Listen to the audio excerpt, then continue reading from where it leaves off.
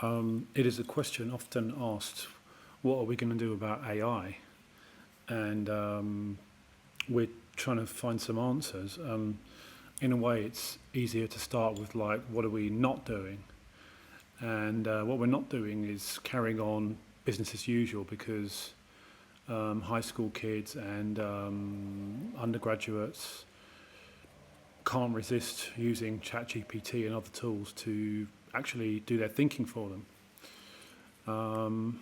Fortunately, there are some things in the eduverse that were already present prior to AI that will actually help us to sort of like shift towards what we need to do, sort of like shifting during COVID, but like just as rapid, really. So flipped learning has to be something that is basically the norm now. It can't be that you prepare students to write in class and they go home and they do it. If you're still doing that, we can't do that anymore.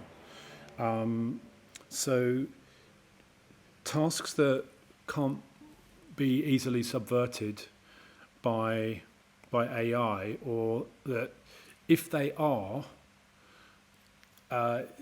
if they cause students to use AI, there's still a case for recall and expansion and reconstruction of the ideas when they come back to school. So let me explain what I mean. So say students are writing about a poem, or they're writing about a novel. You could give them a scaffold, so like 12 questions, which together would produce an essay, like give a bit of context. Who are the main characters? What did they do? Why is it significant? What happened before? What happened afterwards? Is it symbolic? Is it this? Is it that? Maximum they can write for each prompt is 5 words. For example, they prepare that at home. They do their thinking at home. Now, even if they,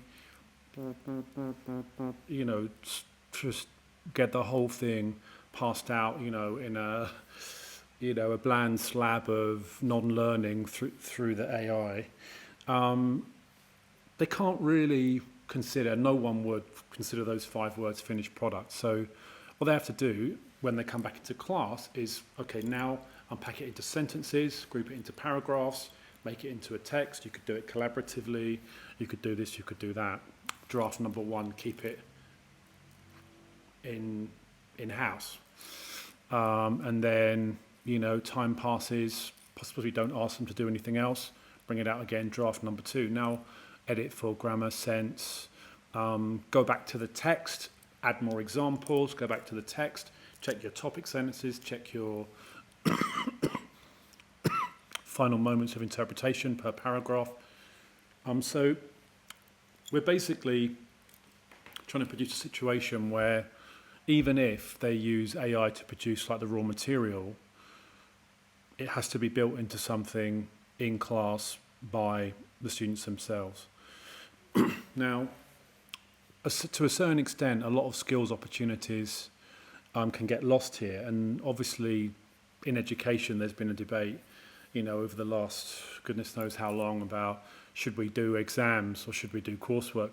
And when I was growing up, it seemed like coursework was going to win, and so I went through university in the 90s, and like mostly it was coursework. It was like a 5,000 word essay which you had like a couple of weeks to write. When I did my master's, which was more in this era, we had things like more like open book exams but you had like a week to sort of bring that in. And open book exams can work really well, but only whereby the preparation is a series of tasks that do not amount to the full text. So the worst that can happen is that students will memorize from, if they know, that there's an advantage to us to sort of like saying, like, making it unmemorizable, like prepare 2 tasks, and one of, with all the sort of 5-word prompts, one of them we're going to focus on in class. So hopefully the prospect of having them memorize 2 whole things from AI is worse than them actually doing the work. It's almost like got to reach that tipping point where it's like, oh, it's actually easier to do the work. So if it's easier to use AI, they will. And if it won't affect the finished product, they will. There's nothing you can say, like there's no guilt or fear or explanation of sort of like linguistic cognitive development that will interest them as much as getting this thing done so they can just get on with what they really want to do. No one takes a school game that seriously at 15. It's impossible. Hopefully by the time they're undergrad, 18, 19, they are. But even then, I was a bit, but actually I went at sort of like 21, 22. So that's basically it. I mean, we just need to ensure that the affordances of coursework, which were iterative skills development and not disadvantaging students who don't do well under exams, are retained as much as possible. The first one, iterative skills development, we can create that with carefully structured tasks which are written in class. They have to be written, as it were, the metaphor is under lock and key. The thinking can be done outside, but the actual writing has to be done pretty much with pen and paper, or chalkboard or whatever that doesn't involve a device. As soon as you've got a device, unless you've got something like Securely or something that will give you an alert when an AI is used, they're quick enough and they're bad enough and they're good enough to, control tab and do whatever they need to do. Students will bring in, so the other thing is, if you just give a prompt level task and you're asking them to reconstruct in class, students will bring in a complete copy of it and hide it in the back of their book so they can just copy it. So you have to make sure that they don't do that.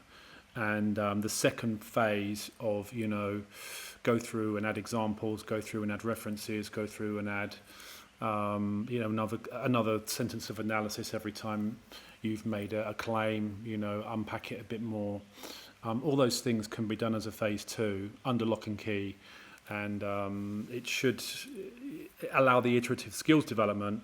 But unfortunately, for people who didn't do well under exam conditions, the age of being able to rely on coursework for now is over.